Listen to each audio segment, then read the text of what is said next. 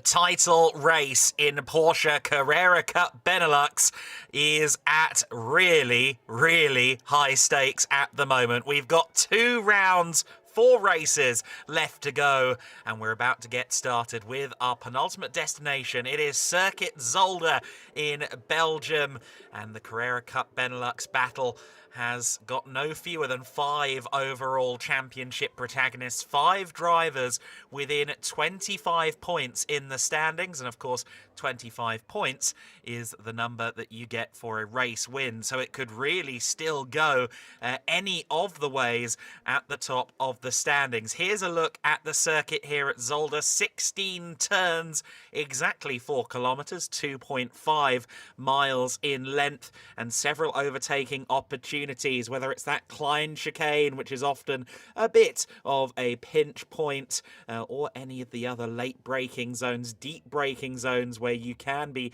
braver on the pedal and try and make up a position. I'm expecting a very entertaining race around here, and of course an intriguing run down to the first corner off the standing start.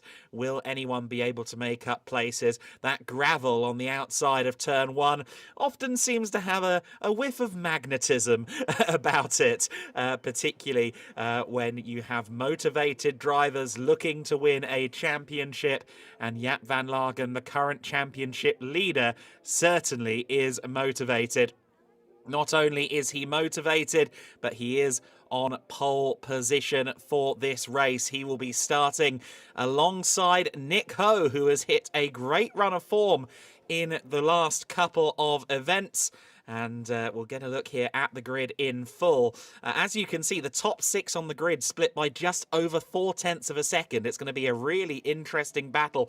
All 5 of our primary championship protagonists are there in the front of the order. It's Van Lagen from Nick Ho on the front row of the grid. Then it's Niels Langeveld in 3rd alongside Robin Knudsen. Sam Yongyan in 5th, looking to bounce back from a so-so weekend in Assen last time out. Then it's Frank Porte-Ruiz still currently leading the rookie standings. It's Thomas Cangro in 7th alongside Jules Grau, who leads the Pro-Am classification at the moment.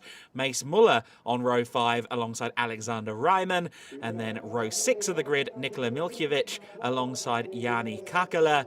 Milan Marczak on row number 7, with Max Schlickenmeyer just behind. Schlickenmeyer, one of a couple of drivers who took advantage of a fairly interesting race too at Assen, where we did have a couple of cars go missing and a couple of non-starters as well from incidents on the Saturday. And for Schlickenmeyer, he got his first pair of top 10 finishes last time out at Assen in Porsche Carrera Cup Benelux.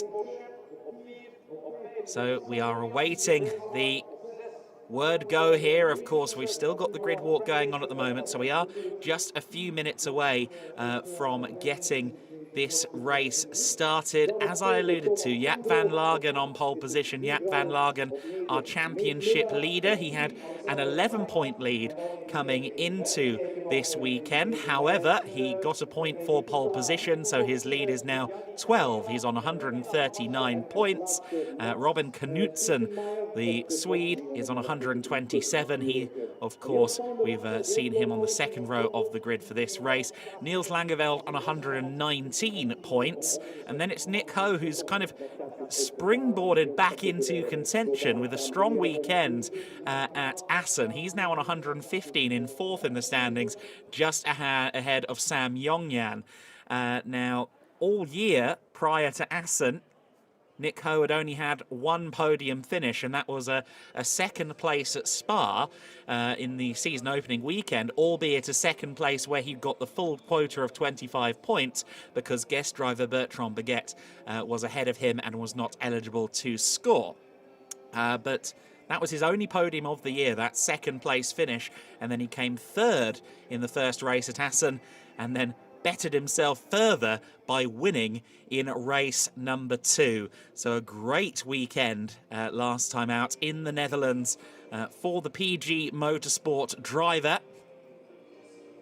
PG Motorsport, incidentally, running third in the point standings at the moment for the team's classification. Red Ant Racing running in second position, and Team Raceart on the top at the moment. 194 points for Raceart, Red Ant in second on 155, and PG Motorsport on 114. And I must say a word of congratulations as well to Red Ant Racing. They were here for the 24 Hours of Zolder just a couple of weeks ago, and they managed to take the win in none other than a Porsche 992 GT3 Cup car, which, of course, while it has always been a thrilling car to use for sprint races in the Carrera Cup format, it's also become a wildly popular endurance car.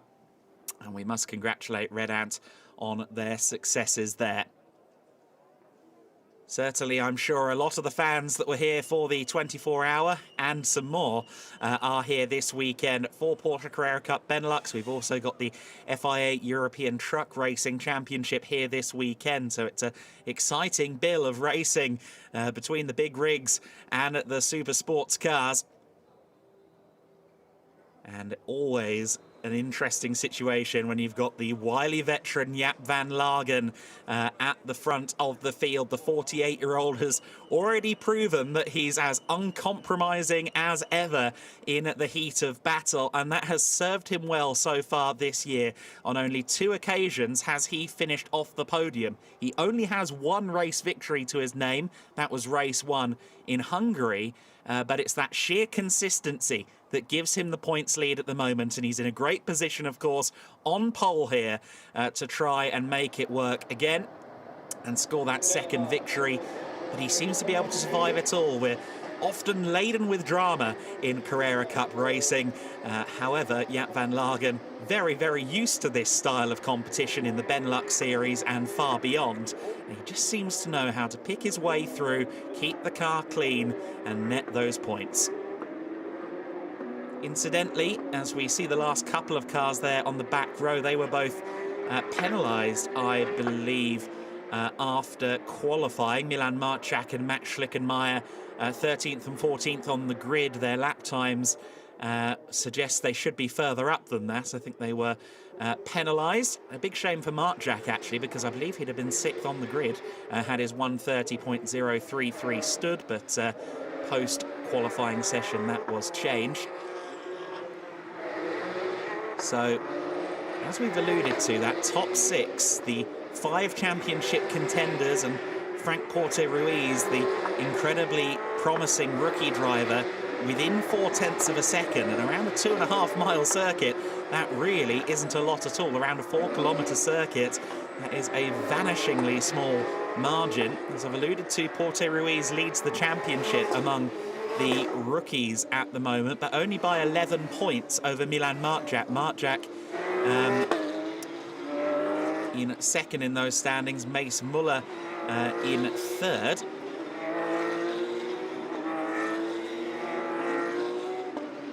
And of course, in the Pro-Am order, just the 6 points between Jules Grau and Yanni Kakala as well. The Team Raceart driver, Jules Grau, will be one to watch this weekend. He'll be looking to extend his lead in that classification over Yanni Kakala, if at all possible. We saw that track map earlier on, 16 corners. Often, I think, thought of as a fairly flat circuit, Zolder, and that is true for the final sector, that is true for the first sector, but of course, after the Klein chicane, you go over the Sacrament Schelling, over the crest of that hill down to the Villeneuve chicane, and it is a little bit hilly in that middle sector as well. A couple of spots where it is fairly blind as you go over the crest, and you just kind of hope the wheels stay underneath you. I mentioned that Klein chicane as an overtaking opportunity. It can be, but it is a chicane you take fairly quickly, bouncing across those curbs. The Villeneuve chicane is a better overtaking opportunity, and I'd argue also Boulderberg down at the bottom end of the circuit is also good. The Jackie Ixbot, the last chicane, but turn 1 is often where you see quite a lot of these moves get made. Can't really narrow it down to just 1 or 2 overtaking opportunities here. It's a circuit with a several corners where the profile lends itself to some action-packed manoeuvres. We see the green flag there waving in the back. It's going to be Van Lagen on the right of your screen, Nick Ho on the left. As we get underway, we are racing, and it's a great start from Jaap Van Lagen. Van Lagen with exactly the start that he needed. The number 10 car trying to follow him through here into second position. Ooh, a little bit of dust being kicked up, but it's Van Lagen that leads the way. It looks like Nick Ho is able to deal with the pressure from Niels Langeveld there for second position. He had the inside line going into turn 2. He'll still have the inside line here at turn 4. And yes, Nick Ho does just about follow through, but Jaap Van Lagen has done everything right there. We've got some dust being kicked up there. I think that might have been Jules Grau. No, it wasn't actually. It was the 39 car kicking up the dust. Being Jani Kakala. Van Lagen with a little bit of a gap as he goes towards this chicane for the first time. Oh, and a big lock-up from Nick Ho. He goes straight across the circuit, or straight across the gravel, cutting the circuit. And I reckon that's going to be one very flat-spotted tyre, unfortunately, for the driver of the number 98. And he did quite well there to not completely take out Jaap Van Lagen as well. He got it stopped to an extent, and that was a saving grace for Jaap Van Lagen. The driver who sits fourth in the standings is eager, of course, to follow up on his form from last time out. We've got 3 wide going into the Jackie Ick spot, and I think that's going to work out in Sam Yongyan's favour. Langeveld there was trying to have a little bit of fight with Frank Porte-Ruiz, who also got a good start from row 3 of the grid. But as we see there on your graphics, Yongyan up to second place, Porte-Ruiz in fourth. Langeveld down to 5th place, and Robin Knudsen only 6th first time across the line. That's not really what we were projecting for him. One would typically expect the Swede to be very competitive at a circuit like this. I feel it holds a certain amount of kinship with some of the layouts that you see up in Scandinavia. Porte-Ruiz having a look to the inside again there on that number 10 car of Langeveld, who's gotten past him into 4th position. Oh, we've got a car off the circuit at the chicane, on the exit of the Klein chicane. Can't see the number from that far out, but hopefully it's not beached in the gravel. However, with the angle at which it hit that gravel trap, I'd be very surprised to see the car rolling on its own 4 wheels. Was it Schlickenmeyer? He was towards the rear. No. Perhaps it was Milan Marczak. Safety car, I believe, has been deployed. Safety car on track, and it was the number 13 of Mace Muller. That's a big shame, actually, for Muller,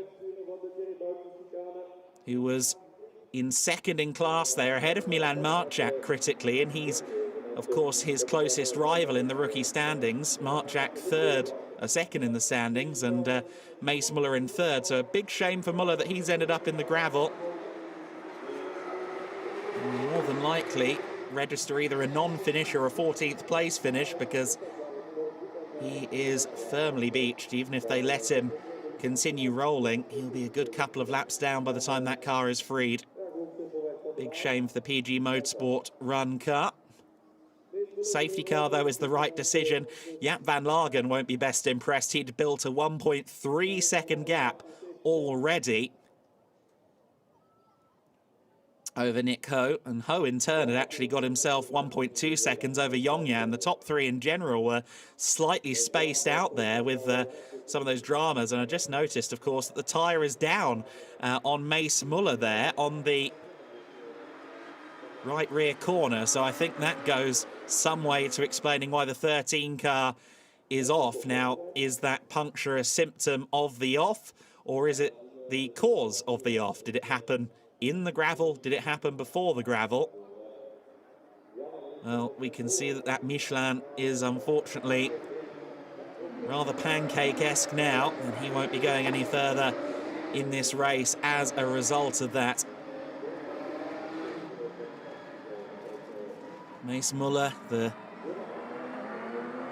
driver from the Netherlands, was last year's Porsche Sprint Challenge Benelux champion within the Cayman GT4 RS division, and that was only his second year in motorsport. For year 3, he decided to move up to Carrera Cup Benelux, and he's been pretty impressive, has been busy this year, of course, also racing in the Porsche Sprint Challenge Southern Europe earlier this year. Best finish of the season in terms of the overall standings is P6, but I think he's been watching those rookie standings quite a lot this year, because that's been where he's got the shot to maybe win it. But this, I fear, is going to be a decisive blow against his campaign for the rookie title. Safety car is due in this lap, we're being told, so it won't be too long before we are back to racing here for race 1 of the weekend in Porsche Carrera Cup Benelux. Of course, race 1 of the day. We're doing both races on Sunday, and that's going to be interesting as well, of course, because if something goes wrong, of course, in case of Mace Muller, it looks like just a tyre going down, but if someone gets damaged, they'll then be on a race against time to get back out on the circuit. We've got 24 minutes of racing left on the clock. And we are back underway. Jaap van Lagen leads the field down to turn 1. Sam Yongyan has a go at Nick Hurl. Oh, he saw the door open. He was a bit far behind the door, mind you. And he remains in 3rd place. That could give an opportunity to Niels Langeveld as well. Porter Ruiz and Knutsen almost side by side through the second corner as well. But once again, as the others try and go side by side and fight it out, Jaap van Lagen has got himself 2 or 3 car lengths to play with. Knutsen there running it very wide out of turn 4. Down to the Klein chicane they go once again, and a little look to the inside there from Langeveld. Wasn't going to be able to get it done, but 2 moves, 3 moves potentially on here as they go down to the next chicane, because we've seen a few drivers sizing up their opponents, and I think Porter Ruiz there did well not to get Robin Knutsen on his rear bumper there. Knutsen locking up that time. Your Pro-Am leader is Jani Kakala. He runs 10th overall. Your rookie leader in 5th overall is Frank Porter Ruiz. There's Grau there. I believe that was to the inside of Schlickenmeyer. They're fighting it out for 12th and 13th position at the very rear of the field.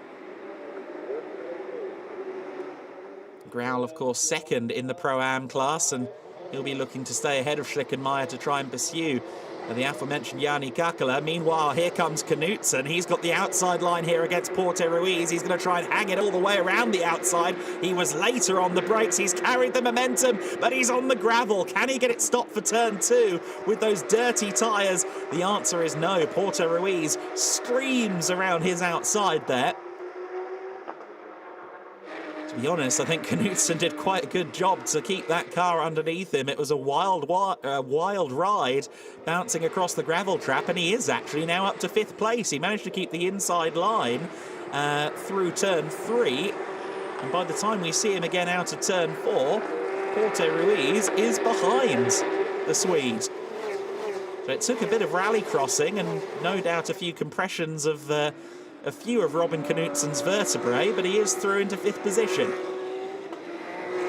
It's a good run as well at the moment from Alexander Reimann, running in 7th place.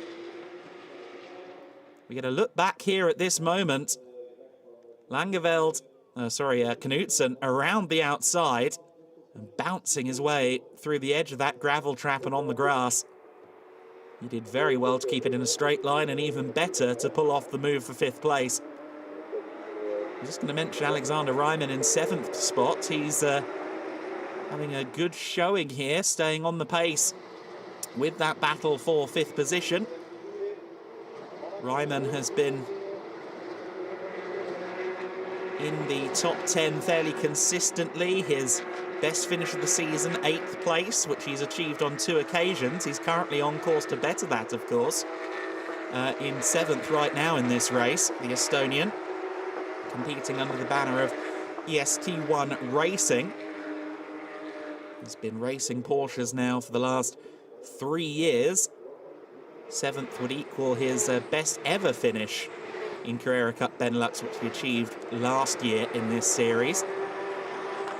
But he won't be thinking about holding his position. He'll be thinking about trying to get around Frank Porte-Ruiz immediately up ahead of him. And it does look as though Porte-Ruiz maybe hasn't quite got some of that scintillating pace that we've seen at other times this year. Thinking back to Hungary, where it looked for all the world as if Porte-Ruiz might end up a race winner, until contact, ironically, with Alexander Ryman.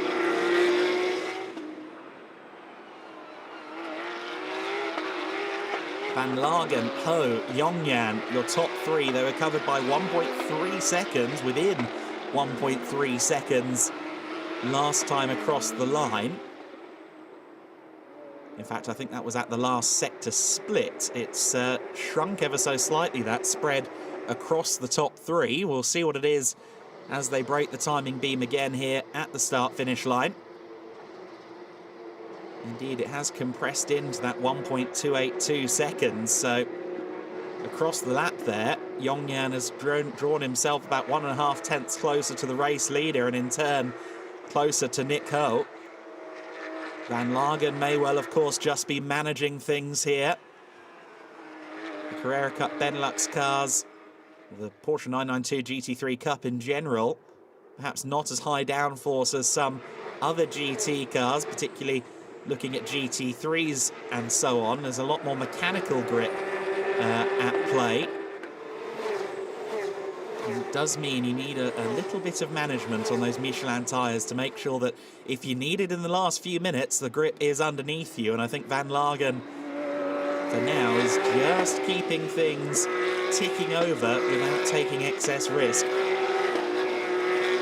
But he won't want to be too far into the clutches of Nick Ho, because Nick, after that win last time out in Assen in the second race, there's nothing to give you a little bit of extra wind in your sails, quite like a race victory. And certainly, I think Nick Ho came into this weekend with a little bit more bounce in his step, a bigger smile on his face, ready to take it to the other four contenders in this championship. I don't think that the drivers in 2nd through 5th in the championship standings agree on terribly much right now. But if there's one thing they do agree on, it's that they don't need Jaap van Lagen winning this race. So I think to some extent, everyone behind Nick Ho is cheering him on, hoping that he can contest Jaap van Lagen, because the last thing you want as a championship contender is the championship leader getting more victories. We're on lap 8 of the race. We're just under halfway through the distance here. Here comes the 96 car of Milan Marczak. He's caught up to Alexander Ryman, and I think there was a little bit of contact there between the two of them in the braking zone. Ryman having to somewhat manage the car underneath him. He caught it well. He locks up, though, into the chicane. He's going to go straight on. That's some lick of pace as well. He's going to need to, I think, drop back a little bit there, because there was definitely an advantage gained, as spectacular as it looked. That certainly was a very quick run through the chicane, so he is going to have to drop back a little bit there, frustratingly, I'm sure, into the clutches of Alexander Ryman. We saw there Jules Grau on the back of Jani Kakala. The battle for 12th and 13th is now also the Pro-Am win under contest. So Jules Grau with an opportunity here, potentially. He's only 4 tenths back from Kakala at the middle sector. Meanwhile, Yongyan has really closed in on Nick Ho. Nick Ho was a bit slow last time by, a 31.0, a quarter of a second off the pace of Van Lagen, and more concerningly, half a second off the pace of Yongyan. Number 65 car has been at the top of the podium on 2 occasions this year. Of course, Yongyan claiming his first ever win in Carrera Cup Benelux in Zandvoort early this year, which was a highlight of the season, just seeing what it meant to him, what it meant to his team, his father and his family. And he's now still firmly in championship contention. And the more of those championship contenders that are behind him, the better, because he's the driver 5th in the standings. He is plus 25 in the standings away from Jaap van Lagen, and if he finishes 3rd, he's losing another 9 points. Nick Ho there was squirrely under braking,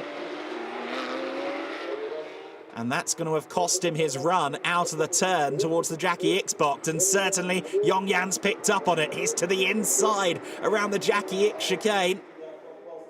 Still side by side. Can we get it done here into the first corner? Yongyan still door to door with Nick Ho, mirror to mirror with Nick Ho. He's got the inside line. Nick is going to try and hold on around the outside, but realises the door is shutting on him. Langeveld wants a piece of this as well, and a huge lunge towards turn 2 there. He only just missed the rear of Nick Ho. There may have even been a slight glancing blow between them. And they come out with Nick still there in 3rd place, but that's released Yongyan. Sam Yongyan is now 2 or 3 car lengths clear of that battle. Oh, and Langeveld very, very wide indeed. Loses out to Knudsen. Just getting a wheel on the grass before, or on the gravel before going down that straight at the back of the paddock. And unfortunately, Niels Langeveld goes from challenging for 3rd to down to 5th as Nick Ho goes straight on there. And again, you've got to be careful not to gain an advantage. They're paying attention upstairs. I know that for a fact. There you see a collision between our top 2 in Pro-Am. Raul giving a little bit of a knock on the door there to Kakala, to put it in a very generous term. No notifications of any penalties or investigations dished out just yet, so drivers not currently facing any steward wrath, but we'll wait and see as we now have Frank Porte-Ruiz back on Niels Langeveld's case. Langeveld thought he was done with the young Andorran, and that wide moment coming out of turn 4 has brought those two back together.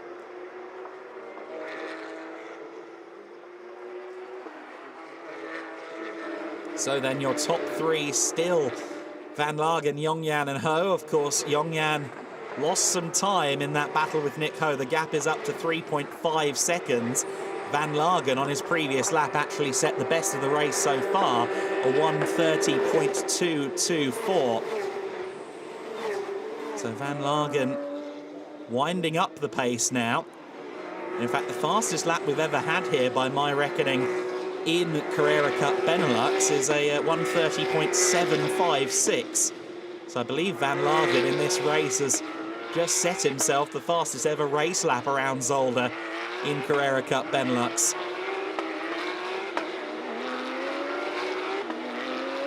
There's Paris Glenn, who was the previous series lap record holder, at least by my reckoning.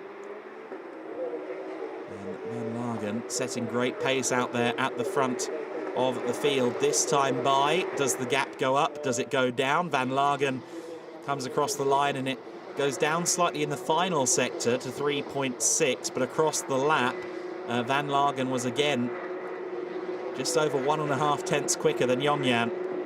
5-second penalty has been applied to Alexander Ryman, and I believe, as we saw there, leaving the track and gaining an advantage. I think that will be the chicane cutting that we saw from him a little bit earlier on when he got it wrong heading downhill into the second chicane of the lap, and unfortunately he's netted himself a 5-second penalty.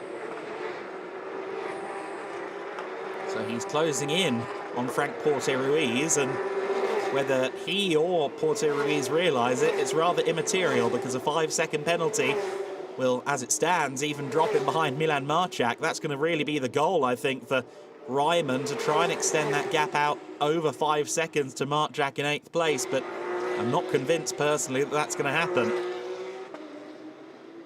Interestingly,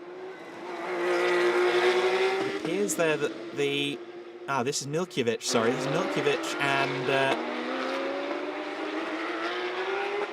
Milkovic and Schlickenmeyer fighting it out. I think it might well have been. I thought it was Alexander Ryman for a minute trying to slow down and say, no, look, I have served a penalty. But too little too late. I don't think that was what was going on there. After all, just to keep you on tabs with the Pro-Am battle, they're still close together as well. Just 3/10 separating Kakela and Jules Grau, but Grau is still yet to find a way around the number 39 car. We're into the final third of the race then, with 20 minutes plus elapsed already.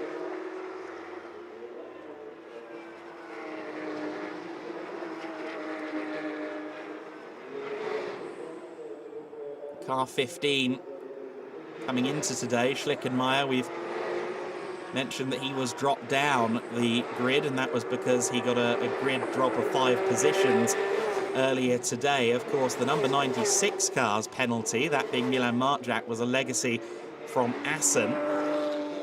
So both of them had to start from the rear, and Marjak may end up with 7th place with that penalty for Ryman, and that would be very useful for him to come from the rear of the grid to P7, but he's going to have to stay within 5 seconds of Alexander Ryman for that to pan out. Knutson then has been sneaking up to the rear of Nick Ho in 3rd and 4th position. Here's that Pro-Am battle we've been talking about. Jules Grau has scarcely left the shadow of the number 39 car's rear wing. They've been convoying around the circuit, Zolder, rather apropos on a weekend where we're featuring a lot of truck racing. We'll have to see whether Jules Grau gets any opportunity to get into that Pro-Am lead. Kakela's the man that he really needs to be beating in that Pro-Am standings. Only 6 points separating them, so big swings in this battle potentially. We'll go out to 11 if Grau wins. The gap would shrink down to just 1 point if we stay in the order they're currently in. Jani Kakela feeling the pressure. Nick Ho, I think, equally coming under scrutiny from Knutson, albeit 7/10 between them at the line, so it's slightly gone out in favour of the Dutch driver, keeping the Swede at bay. Like it was a fairly conservative approach to the curbs for the number 96 car there. Schlickenmeyer coming back out of the pit lane. I don't think I've seen any implications of a drive-through penalty, so I think that may have been to resolve an issue of some description.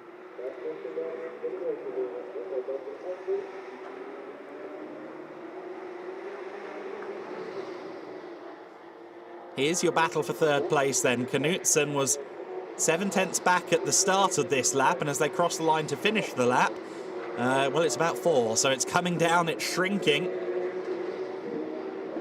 He has halved the gap and is now on the rear bumper of Nick Ho. The 98 versus the number 32. Knutson, of course, representing NGT Racing, PG Motorsport, with Nick Ho at the wheel of their 98 car. As we again look back to the team race art number 77, all over back of Jani Kakela's number 39, having a little look to the inside at turn 2, but isn't going to get it done from that range into turn 2. Knutson, watching Nick Ho there with the rear end stepping out. No advantage, I would say, gained by Nick Ho there. Certainly not once he tries to hang around these next couple of corners on dirty tyres, but I just wonder what's going to happen on the next braking zone as they go back downhill. We get a look there at Milkovic, but let's have a look at the live pictures where Knutson is still all over the back of Nick Ho. He's going to have a look to the inside here, where he would try to, but Nick Ho really hugging the inside line into the Jackie X box the last couple of corners of the lap. And certainly, I think a big giveaway there to Knutsen that Ho is feeling the pressure. These defensive lines, that mistake into the chicane on the previous lap. Knutsen tries to switch back here with the outside line now for turn number 2, unless he tries to cut to the inside, which I'm not sure Nick will allow him to do. Oh, he does, actually. Is it going to be side by side on the run through turn 3 and into turn 4? Not quite. Nick still just about has his whole car ahead of the number 32 machine. But this battle for third place is heating up immensely, and while that's going on, Jaap van Lagen is slightly slowing down at the front of the field. Oh, again, Nick Ho really flirting with disaster by getting so close to those tyre stacks, and especially by going to the wrong side of them. Knutsen trying to go around the outside. No, he tempts Nick Ho into locking up, and then Ho straight lines. And that again is kind of right on the verge of gaining an advantage. When you are side by side with someone, you lock up and then you go straight across to retain the position. He did well to not clatter into Knutsen by releasing the brake. If he tried to make the corner, he would probably argue neither car would still be on the circuit. They're very close together as they head towards the last 2 corners. Langeveld is getting involved as well. It's been a messy couple of laps in the battle for third place, and as a result of that, it's no longer a 2-car battle, it's a 3, maybe even a 4-car battle. And Knutsen will be ruining the fact that he's not found a way by yet, because now he has to do some defending as well. I mentioned that the gap had gone down slightly between first and second place. Well, Jaap van Lagen heard me and immediately set a 1:30.5 to gain another 7/10 over Sam Yongyan. So I think it's fair to say Van Lagen is perhaps slightly playing with his food at the moment. Just driving well within the limits of what he's got underneath him, car and tyre-wise. Langeveld there hopping across the curves.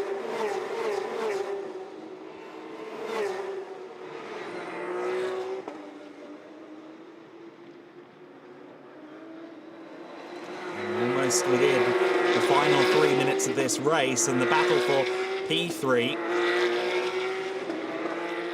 may yet be unresolved.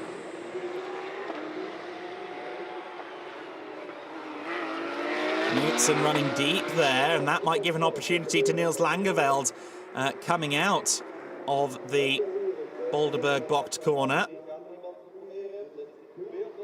Jaap van Lagen across the line to complete another lap. He's basically soloing his way around the circuit. Car number 98 of Nick Ho has received a warning flag. We saw that there on the main straight, the black and white flag, and I think that would be for maybe taking a few too many liberties with skipping those chicanes. Porte Ruiz, meanwhile, has taken the attention of Niels Langeveld once again. Langeveld having to drive through the mirrors, and that's dropped that tandem of the 32 and the 22, or rather of the 10 and the 22, away from that battle for third place. So Nick Ho and Knutsen can kind of focus on each other again and not worry about Langeveld behind, at least for a moment or two. Has Knutsen got enough left now to try and mount a last-minute charge?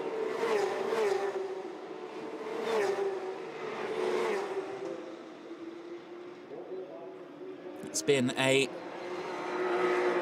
thrilling race to this point between Ho and Knutsen since they found each other on the track. It's been very good value for money entertainment.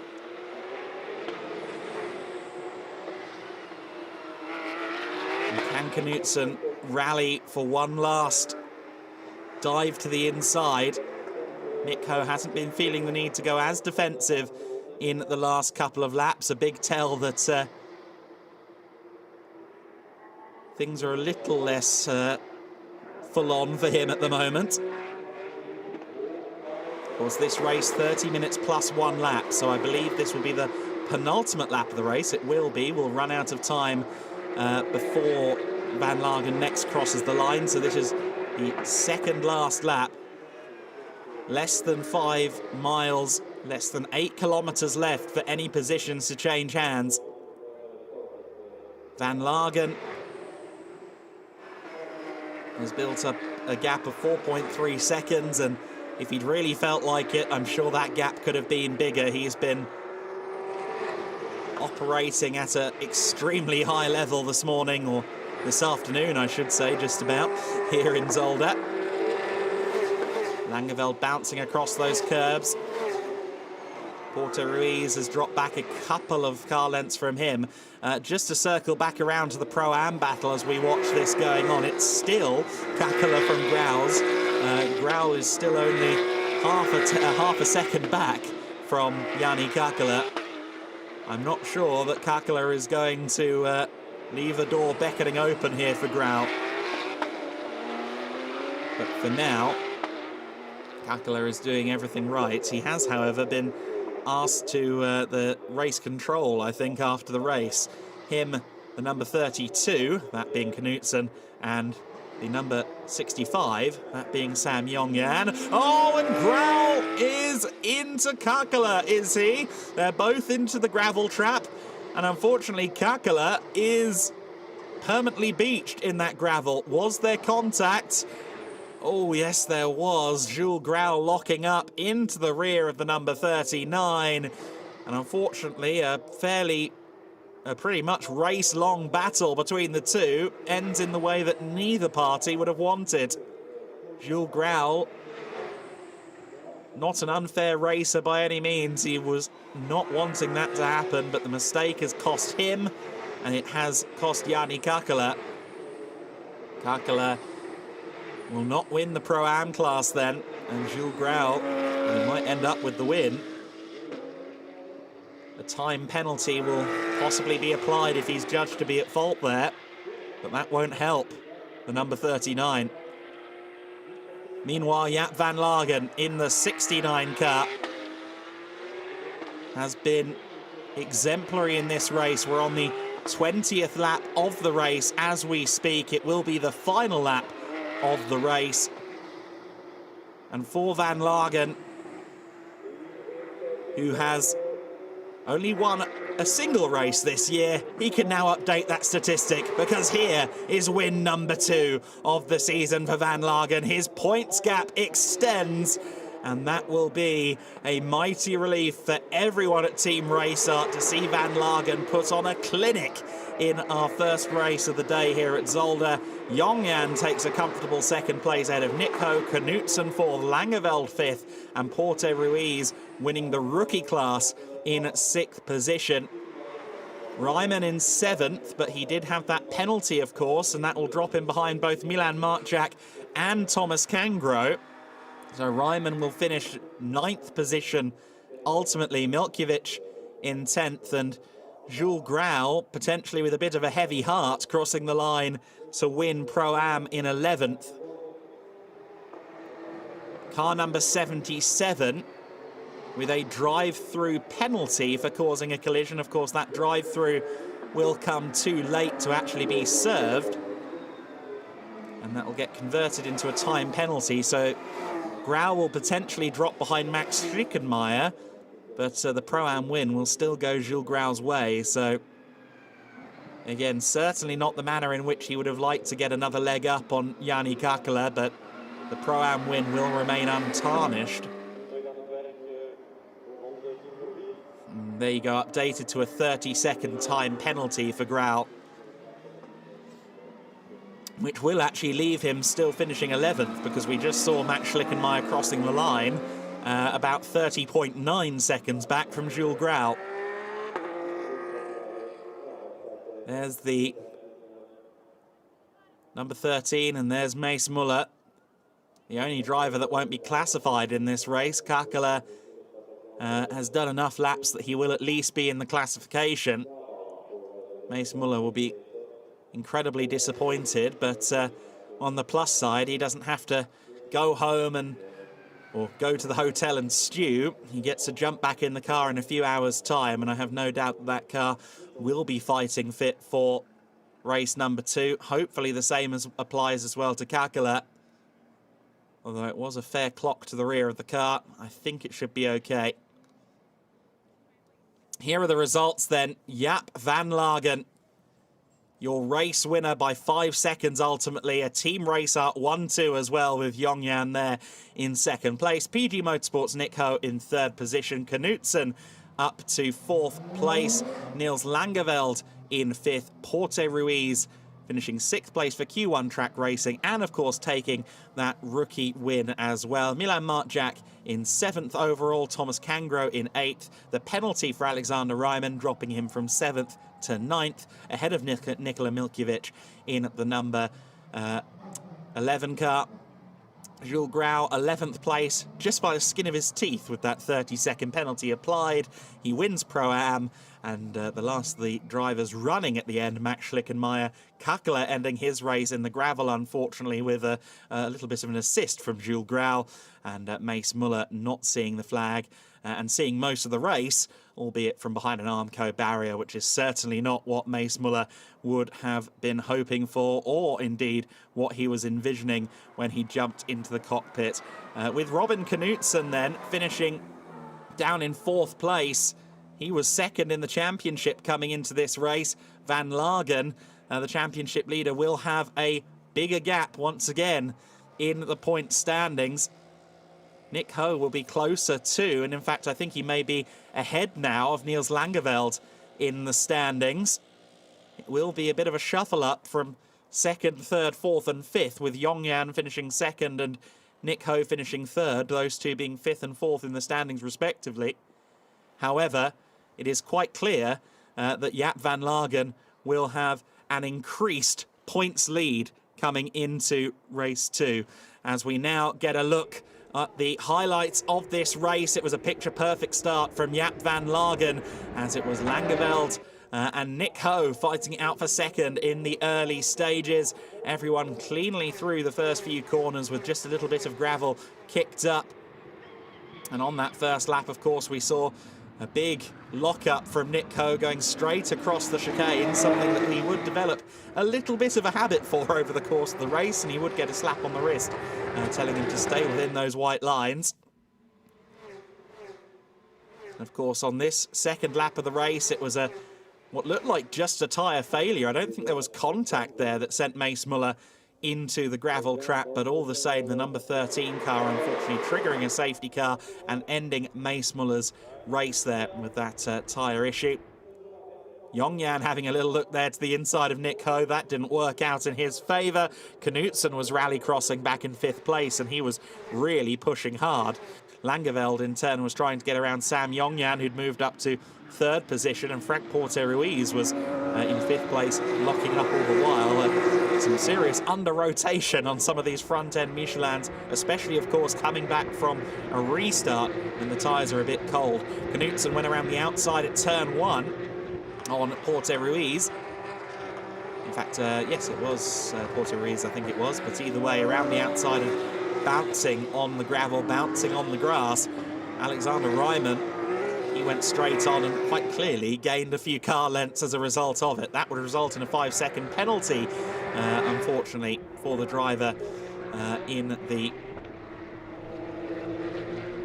EST1 racing car. We had a bit of a battle going on for second place as we got past mid-race, and there was contact between Nick Ho and Langeveld. I thought it looked like Langeveld had a little bit of damage afterwards, and unfortunately he lost out to Robin Knutsen after all of that took place. He was going for 3rd, he ended up in 5th.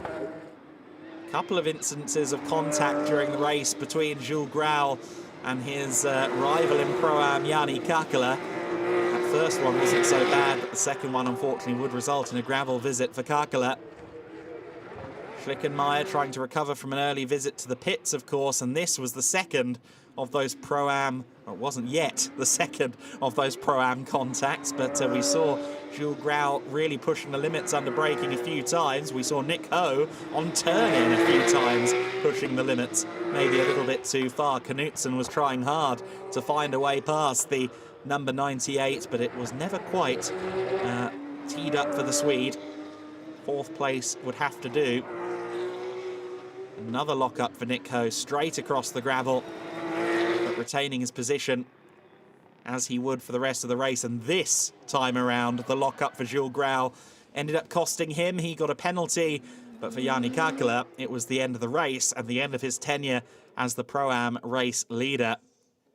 No issues, though, at the back for Jaap van Lagen. Note how his contributions to the highlights ended about 4 corners into the race, but that's exactly what he would like. A clear win, a nice little dance at the top of his car, and a second win of the season for Jaap van Lagen. An extended points lead for Jaap van Lagen, and a great deal of confidence, I'm sure, for the highly experienced Dutchman going into race number 2. He climbs up to the top step of the podium, and I'm sure he will be wearing that big smile right up until it's go time again later on this afternoon.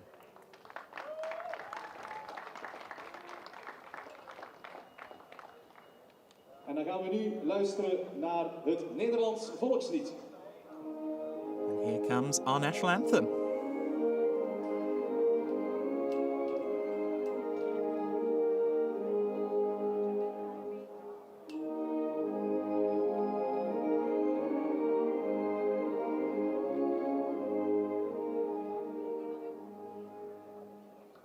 Proficiat aan de heren 1, 2 en 3. En dan nog even samen voor een foto alsjeblieft.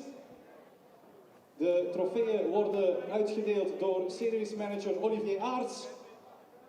Aan het nummer 3 Nick Hoog. Here we go with our trophy presentation.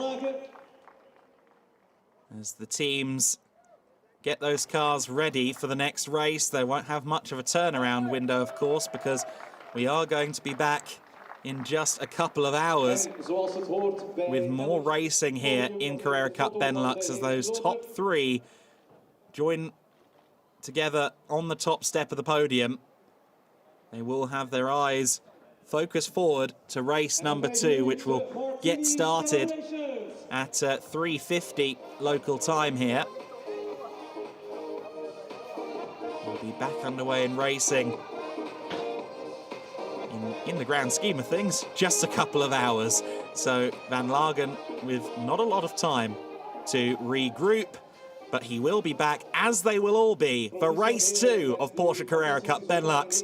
Make sure you join us for more thrilling action here at Zolder. Benelux.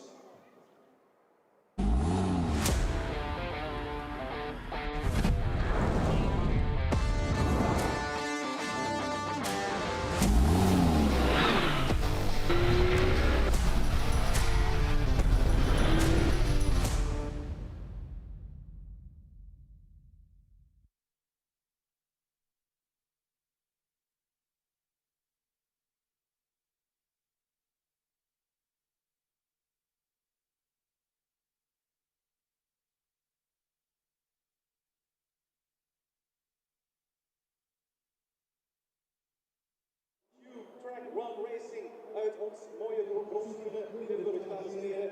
Frank Porsche van Andorra.